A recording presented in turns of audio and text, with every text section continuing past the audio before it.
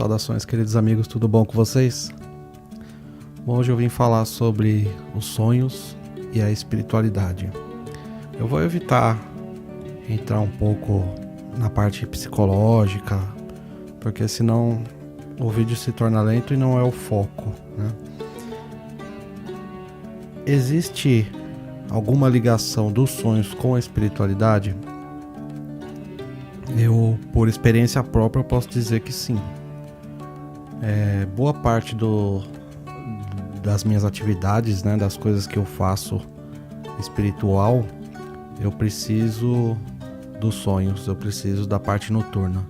Se eu não dormir, tem situações que se eu não dormir, se eu não deixar para outro dia, eu não tenho a resposta. Eu preciso da noite, né, dos sonhos, para no outro dia acordar com a resposta. E por que isso acontece? Geralmente, quando chega uma questão pra gente, a nossa mente começa a trabalhar, né? Vai vendo a situação e a mente vai trabalhando, e esse é o grande problema. A gente eu jogo pro racional, né? E eu tento achar a resposta de uma maneira racionalizada. Só que nem tudo funciona dessa maneira. Então, quando vamos dormir, a mente ela se acalma, né? Ela entra num estado de repouso e a espiritualidade consegue trabalhar melhor. Não é raro a gente ver a espiritualidade tentando se comunicar com a gente nos sonhos, porque durante o dia estamos realmente, né, muito ativos e é difícil a gente perceber a sutileza, né, os sinais sutis que a espiritualidade nos manda. Então, geralmente, a espiritualidade ela deixa para nos dar recado em horários, né, que estamos descansando. É mais fácil falar com a gente quando a mente está desacelerada. Eu costumo receber, assim, não é sempre, mas às vezes eu estou deitado, eu escuto uma palavra, assim, uma única palavra. E essa palavra, né, vem uma voz assim masculina geralmente, e essa palavra me acorda. Eu vou e anoto a palavra e depois, né, um outro momento que eu estiver desperto, eu vou procurar. Já aconteceu de runas, né, ser assim, a palavra ser uma runa, e outras palavras eu não descobri o que era. Às vezes são palavras que não tem muito sentido. Deve ter sentido, mas é difícil de achar, né, o que seria. Então algumas passou batido. E geralmente, como eu disse, né, quando eu vou atender alguém, se eu percebo que eu estou um pouco em dúvida, né, fico um pouco confuso, eu falo para a pessoa para a gente conversar no outro dia. Aí à noite, né, eu chego no meu altar, eu coloco o nome da pessoa e peço orientação. E vou dormir. No outro dia, geralmente, eu já tô assim, bem intuído. Aí eu posso, né, conversar com mais confiança, né, falar o caminho, ou o que pode ser feito, ou uma resposta que a pessoa busca. E às vezes não acontece, também não é uma ciência exata. Então, às vezes passa um dia, 2, 3, né? Eu preciso de outras noites para ter mais confiança. Uma outra coisa que vemos, pelo menos comigo, a experiência que eu tenho com a noite é a gente ir para o mundo espiritual, conscientes. Teve uma vez que eu sonhei, eu vou dizer sonho, né, para ficar, mas foi no momento noturno, eu fui para o mundo espiritual e eu vi uma pessoa dando uma palestra. E conforme ela falava, apareciam imagens do lado dela. E essas imagens, eu fiquei tão encantado com aquilo que eu cheguei perto, assim. Ele era um mestre, assim, pequenininho. Ele era careca aqui, tinha cabelo aqui, sabe? E meio cheio. E ele falando de coisas, né? E conforme ele ia falando, ia aparecendo imagens do lado dele. É por isso que eu coloco imagens, né? Porque quando eu vi aquilo na minha visão, no meu sonho ou na minha viagem astral, né, aquilo me chamou bastante atenção. Eu lembro que ele falou uma hora do orvalho da manhã, apareceu, né, uma imagem da natureza com orvalho, e eu pude ir lá, assim, no lugar do orvalho para poder ver o orvalho e voltar, sabe? Uma coisa incrível. Pode ser sonho? Sim, né? Pode, mas foi muito profundo, né? Eu vejo que pessoas costumam ir para o plano espiritual, eu escuto falar, né? Pessoas vão para o mundo espiritual e ajudam, né, em missões, e ajudam pessoas que acabaram de morrer, ou pessoas que estão sofrendo lá do outro lado. Isso nunca acontece comigo. Quando eu estou do outro lado e eu percebo que é o plano espiritual, geralmente estou aprendendo alguma coisa. Eu já tive numa palestra que tinha uma pessoa em cima, uma espécie de um palco mesmo, e a parte do palco assim era como se fosse tudo cristal. Era como se fosse energizado por cristal aquilo, um monte. Quando eu olhei assim eram pequenininhos, mas era muito, e ele estava em cima daquilo. Então geralmente é isso. Quando eu vejo um mestre que geralmente me acompanha, eu nunca consigo olhar para ele. Eu sempre olho para ele para baixo, assim, então sempre estou olhando para as pernas dele. Eu não tenho a visão da pessoa que fala comigo quando eu estou lá do outro lado. E nomes, essas coisas também eu não pergunto, eu não questiono. Não é uma coisa que seja importante. Saber o nome, eu não vejo importância nisso. Eu penso no seguinte, a gente pode ser enganado por seres lá do outro lado. Eles não estão presos numa matéria física, então eles podem se passar por qualquer ser. Então eles podem falar o nome que eles quiserem, e eles podem inclusive se passar por esses seres que eles falarem que é. Então quando eu chamo um ser espiritual ou a espiritualidade, eu chamo a espiritualidade de luz. Eu evito chamar por nomes, porque a gente sabe das histórias, né? Conhecemos histórias de mestres e de muitos aí com nomes, mas a gente não sabe se é realmente a história 100%. Né? Muita coisa é humanizada, muita coisa passou pelo intelecto do homem. Então, muita coisa realmente não tem fundamento espiritual. Eu acho mais seguro falar com os mestres de luz, né? Quando chamar os mestres de luz, os mestres celestiais, os mestres do bem, eu acho mais seguro pra gente do que chamar por nomes, porque é o que a gente acha que tal nome é da luz, pode não ser, né? A mesma coisa quando eu falo com os elementais, né? Eu chamo os elementais, eu não dou nomes para elementais. Então os elementais da terra, os elementais do ar, os elementais do fogo, os elementais da natureza, os elementais da água, eu sempre chamo deste modo. Assim se torna uma coisa abrangente, sem eu especificar dar nome ou categoria de ser. Pode ser que exista muitos seres que nós não conhecemos. Então, numa invocação espiritual que eu precise da força da natureza, ou pelo menos de uma conexão a mais, eu prefiro chamar dessa maneira, sem nomes. Por isso que eu evito bastante coisa, assim, no sentido de seres mesmo, espíritos e tudo mais, né? Pelo menos esses que se nomeiam, né? Os que se nomeiam eu evito. Os sonhos também, eles servem para nos alertar, né, para nos dar premonição. Muita gente sonha com a morte de outras pessoas, sonha com acidentes e essas coisas acontecem, né? Uma outra coisa interessante é interpretação, né, de sonhos. A gente fala, mas não existe. E algumas religiões falam que é até errado, né? Interpretações, isso aí não é coisa boa.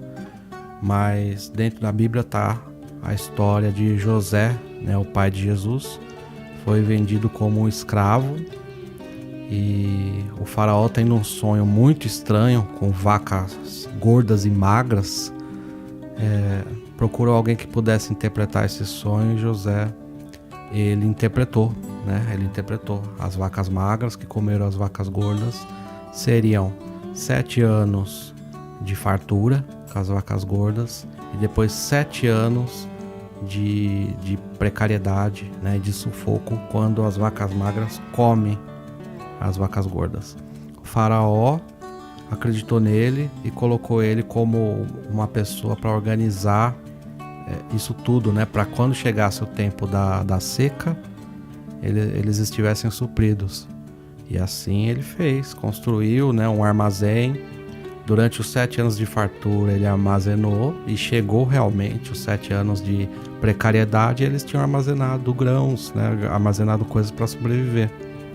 Então, se até na Bíblia, né, para a própria religião que diz que interpretar sonhos não é coisa boa, se até na Bíblia há interpretação de sonhos, por que seria uma coisa ruim, né?